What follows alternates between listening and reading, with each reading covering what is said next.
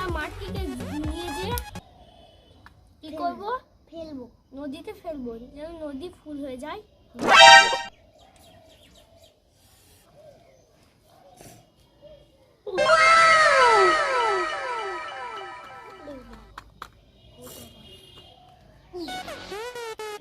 রান্না করে গেছে লোকের গাড়ি।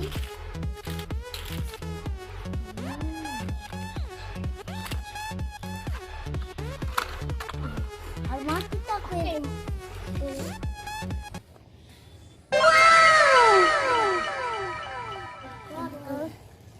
এই আমাদের স্করপিও।